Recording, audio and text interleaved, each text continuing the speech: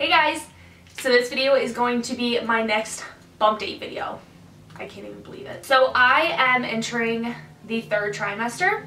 For some, they would say that I'm already in it. I am 27 weeks. I'll be 28 weeks on Monday, and today is Saturday. So in 2 days, I will be 28 weeks. I'm freaking out a little bit, but it's just crazy. So we're gonna actually wrap up the second trimester with weeks 25 through 27. I'm just gonna let you guys know how I've been feeling the past, I guess, 3 weeks. So I'm a little bit out of breath here. I don't know, like getting ready and like preparing the whole setup and everything, like it really starts to take your breath away. So I am a little bit out of breath, but bear with me. So for week 25, first thing I have is I woke up at 3:45 a.m. to the room spinning. I had to get up and make an Eggo, drink water in Tums, and walk around to get my bearings straight. I had a super weird dream. So I did. I was having the weirdest dreams that week especially, but one of the days I just had like a crazy weird dream, and I guess it was affecting me pretty badly to where I literally woke up to the room spinning. Literally, like right when I opened my eyes, the room was like spinning, like this way though, not like this way, but like this way. Really weird. I don't know what that was about. It lasted for a little bit. I still was just really worked up over my dream. So I just had to get up and eat something. I feel like a lot of times with pregnancy, if you have a weird symptom, you either need to eat something or you need to drink something. So I had an Eggo, drank some water, and I was totally fine, but that made me feel a lot better. So I don't know what that was about. Let me know if you guys have ever had that happen. The next thing that I have is right hip pain. I don't really remember a lot of that. This was literally 2 weeks ago and I seriously can't remember like that at all. Pains on right side of abdomen. Again, I don't really remember that much. So there were a few nights that I was able to get a lot of sleep in. Like having to pee didn't wake me up, like nothing woke me up.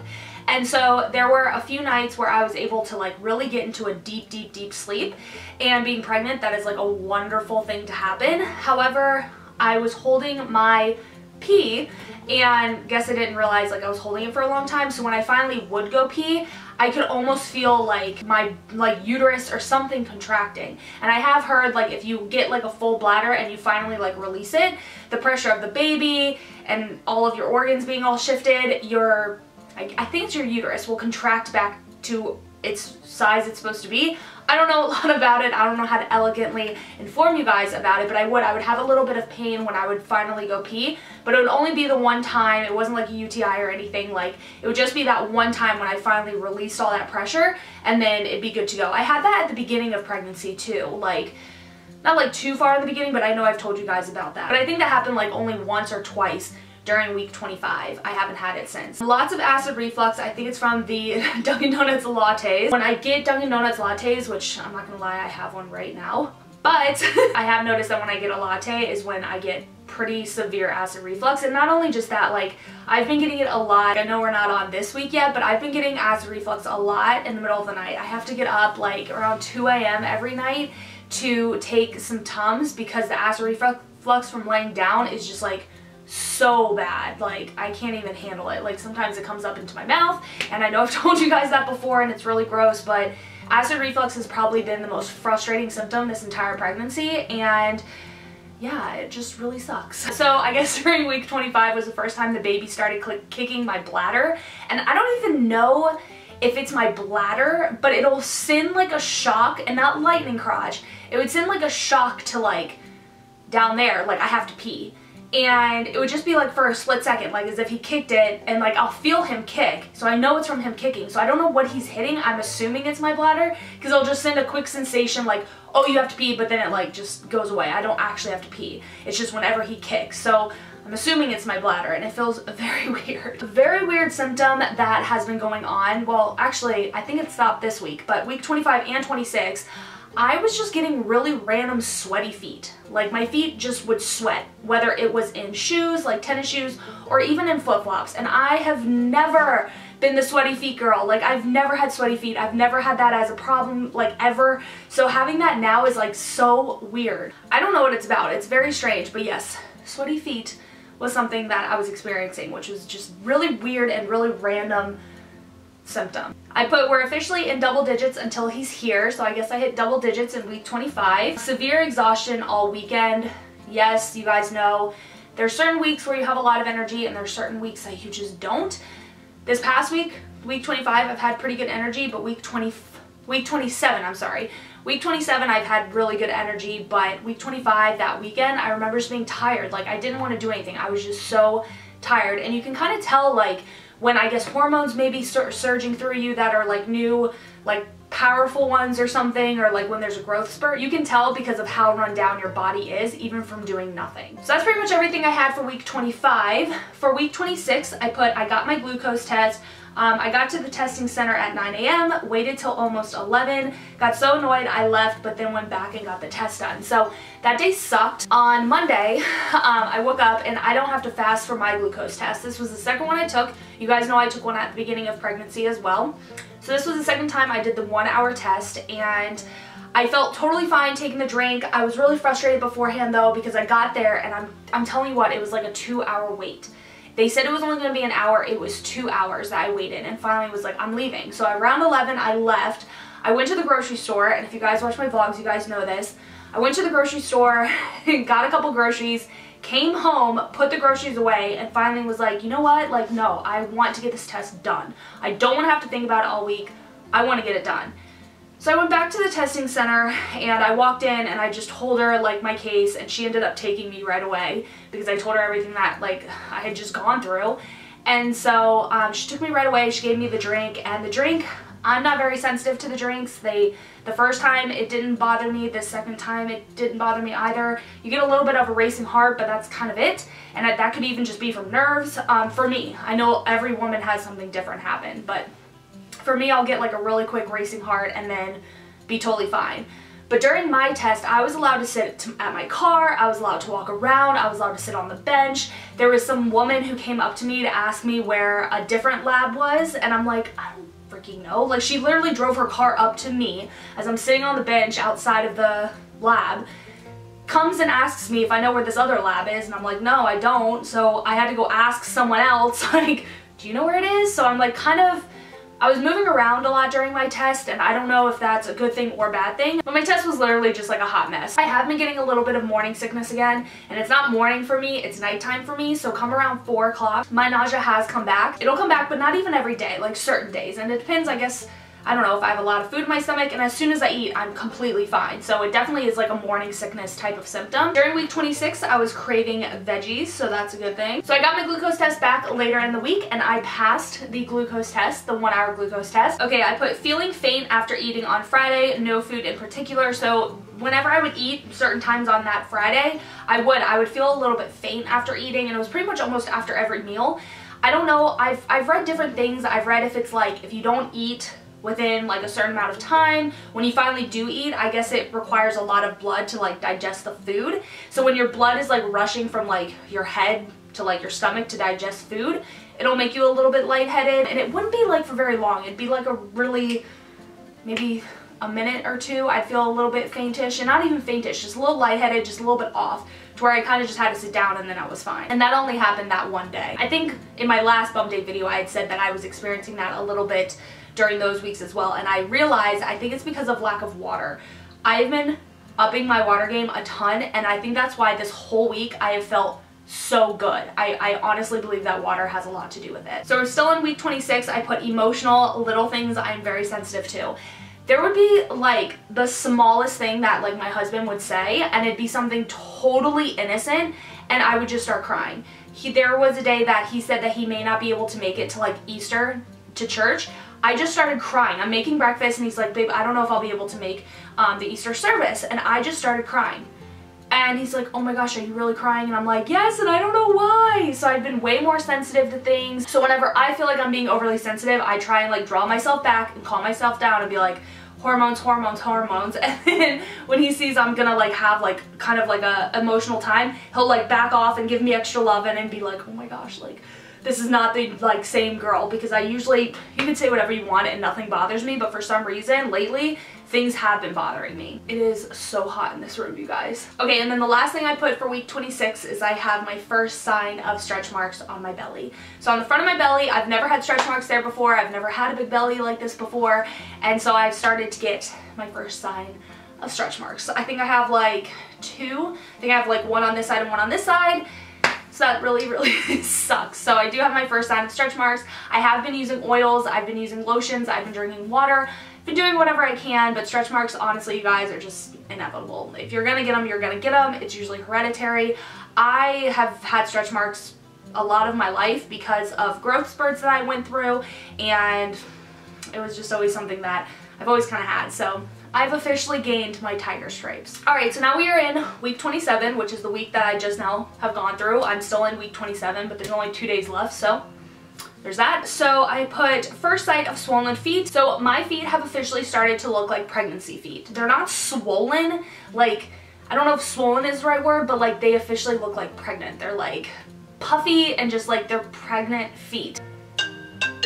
Got a phone call. Hopefully I'm not like totally out of focus and out of frame and everything is totally different. But anyway, moving on. So yeah, my feet have just like literally been just like pregnancy feet. And I know like people will freak out. I tweeted about it too, and like I totally understand. But like I know a lot of people kind of freak out when they hear swollen or swollen. I think people freak out because it's like signs of different like preeclampsia or gestational diabetes or like all these different things, and it's just normal pregnancy feet. Everyone I know has always had like their feet look like this, and it's not like they're not swollen, they've just gotten fatter. So maybe I've just gained weight in my feet, I don't know. But this is definitely the first time I've seen my feet like this, and I don't like it. They're not cute. They're like roly-poly sausages. I put good deal of energy this week. Like I said, this past week I had a pretty good amount of energy. Finally took my belly button ring out. If you guys don't know, my belly button is pierced, and I finally took the belly ring out. I know a lot of people like are upset that they got their belly button pierced, and it hurts. Like as your belly grows, it gets really itchy and it starts to hurt. And I don't know, I haven't had any problems with it. I took it out because my belly button is still like an innie. It's not an outie yet or anything, but I don't know if maybe the belly button ring was preventing it from becoming an outie, or I don't know. So I just ended up taking it out. I talked to some other women and they said the same thing. They took it out around month 7. So I don't know, my belly is not really that round, so it hasn't really been a problem at all. So, but I did finally take it out. Lemon water gives me a lot of energy. Water really is the cure-all. Honestly, like if we went to the baby class like I told you. Did I even talk about that? Oh my gosh, maybe I didn't even talk about that. I didn't even write that down, did I? Okay, well we'll talk about that in a second because I don't even think I talked about this yet. So I think it was week 26. I think it was week 26. We went to a baby class and they had said that, I don't even know what we were just now talking about. What was I talking about? So when we were at the baby class, a lot of girls were saying that they had already started feeling contractions or Braxton Hicks, and they're due either like right the same day as me or a few days after, and they've already experienced stuff and have had to gone to the hospital because of it. And every time that they have gone, they've said drink water and it will go away. And sure enough, they drink water and the contractions go away. So after even hearing that, the baby class and everything, and hearing like people, you know, discuss that water really helped them, I was like, you know what, I'm even gonna up my water game, see if that helps with my energy, see if it helps me feel good with my digestion. I've been having the acid reflux problem, so I started doing lemon water, and you guys, like lemon water is so helpful. I really truly believe that it helps just kind of, I don't even want to say clear you out because it's not like I use the bathroom or anything any different, but I really feel like it really cleanses your stomach and intestines, I guess. It just, I don't know, it definitely is a really refreshing feeling when you drink lemon water. So I've been drinking that and just having a ton of water, and truly I can say my energy level has like spiked. I think it was like a few months back I had complained about having a little bit of cramps. That could have been Braxton Hicks and I didn't know it because I've heard that Braxton Hicks can feel like period cramps.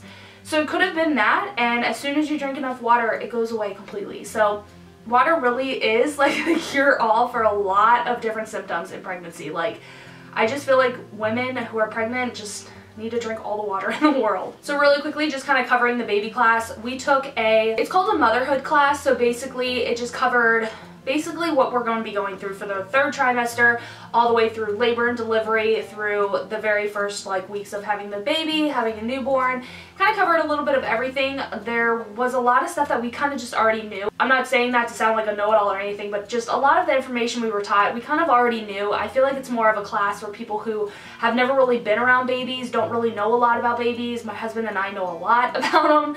So it was good. I'm really glad we took it. We did learn a few things. There was a few things as far as labor goes that I was never very clear on, and it answered my questions.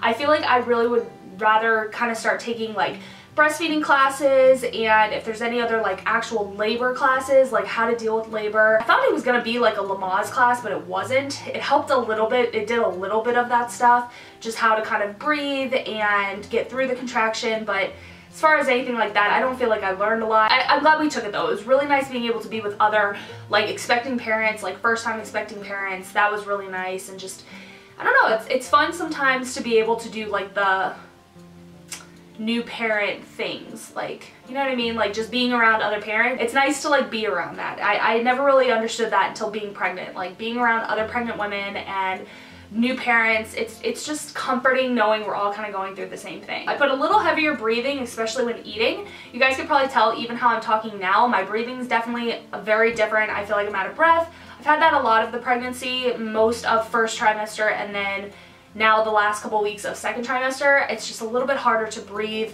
The baby's getting bigger, uterus is expanding, the lungs are pushed somewhere, and just it's a lot harder to breathe, especially when eating, like trying to eat along with having a runny nose, because I still have a runny nose this entire pregnancy. That hasn't really changed. So between trying not to like snot all over myself, eat food, so I'm trying to like swallow food, and trying to breathe, it's like just all too much. So I usually like, I'm breathing a little bit heavier, especially when I eat. The last thing that I put is I keep waking up on my back. I'm favoring sleep on my back. And the couple of weeks prior, I was doing really well sleeping on my left side. I favored it. I was okay with it.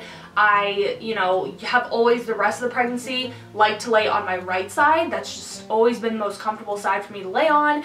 But, you know, as you get into the third trimester, you want to try and be on your left side as much as possible. So I've been trying to really get myself into that. So the past couple weeks I've been okay with my left, but this week specifically, week 27, I keep finding myself waking up on my back, and it's not good. So I am trying to like correct that and try and like figure out ways not to lay on my back. I've talked to you guys before, the pregnancy pillow that I use when I do use it, it's the kind that like goes on the front. It's like the bobby one, so you lay on it and then the pillow's in the front of you, whereas like the Snuggle and a couple other ones, they cover the back of you. And so I know for those pillows it's good because it keeps you from rolling onto your back, but I just didn't find comfort with that one. I find more comfort when the pillow's like in front of me and I can hug it and cuddle it and wrap my leg around it and stuff. So I keep finding myself waking up on my back and my husband has to push me over. Like he woke me up like I think twice last night saying, get onto your side. So yeah. I've also read from OBs that if you lay on your back, it's not like it's a detrimental thing. It's something that every woman has it kind of different. It's okay for you to lay on your back. Some of it, your body will wake you up. If you're doing anything that's harmful, your body will warn you and it'll wake you up. Like, women have been doing this for thousands and thousands and thousands of years, and I know that we have a lot more studies. I know that there's a lot, obviously we know in today's time the right from wrong, and we know what's beneficial and what's not beneficial, but just keep in mind that women have been doing this for thousands and thousands of years. And do you really think that they were taught to not lay on their back? Sometimes I get a little nervous like putting some of this stuff out there, because I literally can say like my ear itches and people will say, oh well, you probably have this, and it's like, no, like my ear itches. But anyway, that is it for this video. I'm sorry this one's a little bit longer. I had more weeks to cover. I did not realize I was behind, but we're gonna pretend like I did this on purpose because this covered the rest of the second trimester. So the next update you guys get from me will be about the third trimester. That's crazy. I'm starting to feel more excitement as I'm entering the third trimester because we're in the home stretch. I'm actually starting to feel excited. I know that day, I know that it's going to be really, really hard and it's going to be really, really painful, but I'm getting so excited to meet this little bundle that's like moving so much in me, like almost like a little personality already. So I'm just so excited to meet this little one who's like constantly giving me acid reflux, but who's constantly just like moving around and who's reacting to me talking or my husband talking, or whenever the dogs bark he'll jump a little bit, and I just want to meet the little guy. So I'm just excited to meet this little one.